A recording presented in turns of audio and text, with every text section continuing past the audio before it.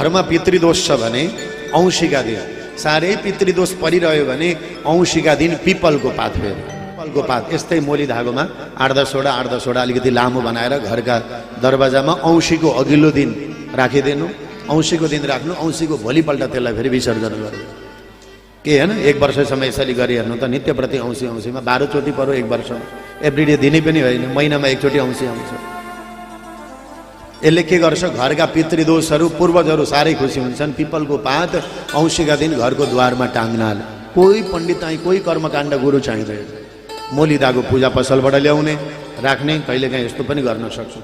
साह्रै पीडा पितृहरूलाई सपनामा देखिराख्नु भयो भने पितृदोषको लागि पिपलको पात घरको दरवाजामा औँसीको अघिल्लो दिन औँसीका दिनभरि र भोलिपल्ट त्यसलाई फेरि विसर्जन गरिदिनु। बहुत पितृदोष नराम्रा सपनाहरू कुनै पनि दोष सबै शान्ति भएर जान्छ।